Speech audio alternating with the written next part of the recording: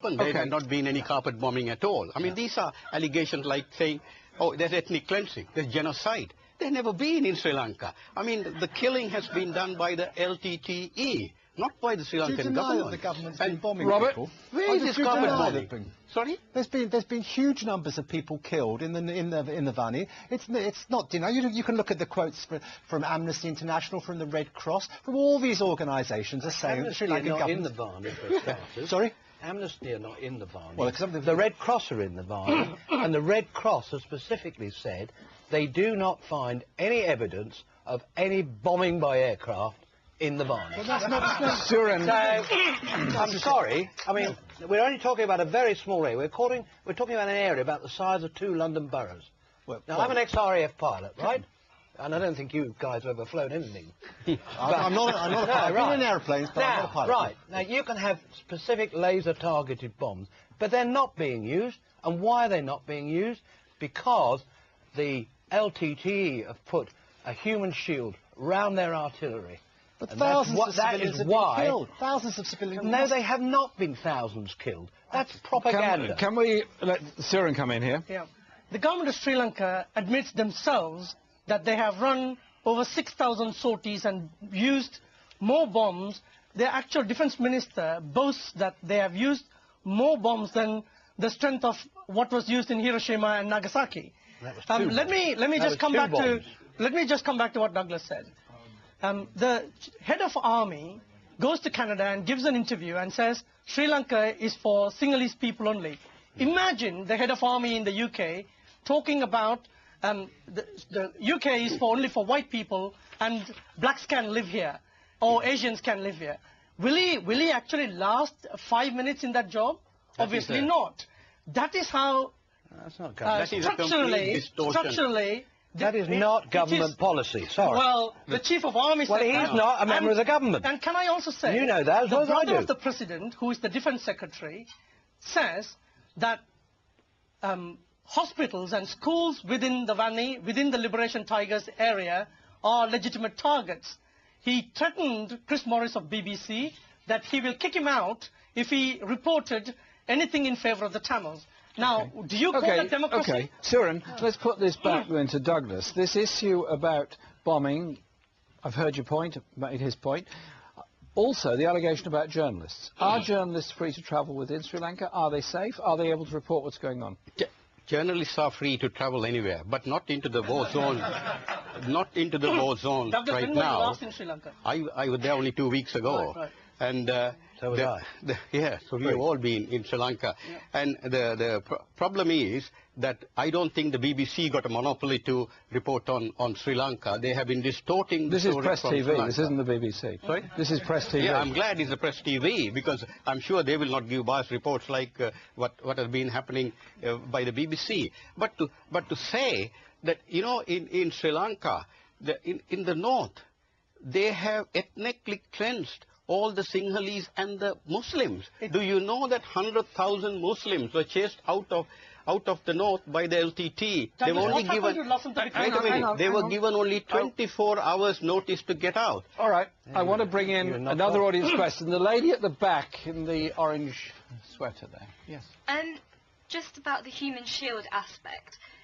Yes. Tamils in the Vani area, if they do come out of that area, they are not then sent back home. They are sent to refugee camps, apparently, where they have to stay there against their own will, where we have allegations that from local people there, where they are actually murdering the people in there. They're torturing them in there. Okay. No, they're torturing there. They are torturing them in there. Now, all of these allegations, they cannot be proved or disproved. Yes, why? Because the media are not allowed to move freely in there. Because the media cannot. Lord Nathan, you're quite right that somebody who escapes from the Tigers, and there's about 40,000 have escaped, are in the farm at Manic, which is a large camp. It is serviced by the government agent, not a member of the government. The government agent is a civil servant. The UNHCR are there. The Red Cross are there. And they report that this is a good camp. Well, no, I mean, the Red Cross are not... you can't pull the wool over the eyes of the International Red Cross. John Holmes... I'm sorry, you cannot pull the wool over the International... Well, if there was something wrong there, they would have reported it. Well, think about John Holmes, who is the United Nations humanitarian representative. He says there is no access to NGOs and media. Well, he's wrong, because I checked this morning. Let's hear him finish his point. Thanks very much. John Holmes, who is the United Nations top official, says there is no freedom of movement. The military are controlling that area, and he has urged the government of Sri Lanka to let NGOs and the media to have free access. Today, in Sri Lanka, just hold on just 1 minute, constitutionally it allows for humanitarian organizations sponsored by the Sri Lankan government to have access without permission. Now, the government of Sri Lanka, since the 28th of November, has refused their own human rights organizations to go into these camps. You have an answer for that? Okay, yes. Can I ask Robert? Wait a minute. Can I ask Robert to come in at this point? Robert is a European Union representative in the area. Obviously, the European Union are following what's going on. What reports have you had? Well, I mean, we've had the same sort of reports, and let's be perfectly honest. I suggest that there's nobody in this room, whether it's the panel or not, who knows for sure we were relying on information. And Douglas and Lord Naseby say that's not true. Disregard things. I don't believe that all these organisations, these aid organisations that we're talking about, or all the stories from the camps that we've heard, can all be discredited. You know, you wanted to try. And this is John Holmes' statement here that I'm looking at. Yeah, well, where was John Holmes over there? He's not there last week, is he? Yes, he was. Yes, he was. In the camp. Well, yes, in the camp. He was. In the camp. Yes, that's right. We're all, we understand John Holmes was there last week. Let's hear the word from John Holmes. This is his statement. Robert will read it. The 3rd of March.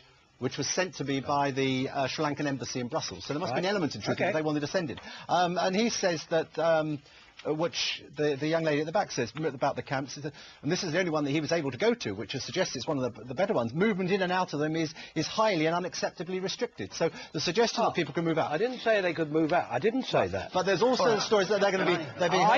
I said the Red Cross could go in, and the UNHCR. Okay. Both are in there, and both were satisfied. But can we just bring in Douglas? Finish that, then I'm going to bring in Douglas. On the previous point, you said that there'd been no bombing. In his statement, he says, the government assured me at every level that they have virtually stopped using heavy weapons because of the recognition of needs to spare more of the civilian population. Well, can I just say this? Obviously, the government admitted they were using. They even told him only yesterday. We're talking about the part of Douglas, the specific point was put by the lady at the back, absolutely specific and categorically, that Tamil people leaving the Tamil areas when the army goes in were forced into refugee camps and could not leave them afterwards. Michael has explained that the Red Cross has given access. John Holmes apparently was given access. What's the truth on this? The truth is, only yesterday, the ambassadors of France, Russia, South Korea, all these countries were invited to the camps, and if you read their reports, they're saying glowing reports about how Sri Lanka is treating these people. Remember, the question is about access I will come to that. By the they are escaping the Tamil Tigers.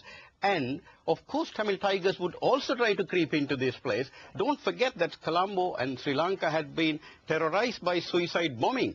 I mean, if that was happening in this country, do you think they would allow people just to walk in? And here, you have to screen them. Once those people come into the camps, and the camps are perfectly, according to these ambassadors, are a glowing tribute to Sri Lanka, the way they're running this camp. And surely they have to be screened to find out who these people are. And if they are genuine, of course they can't go back immediately to that area because it's still mined by the Tigers.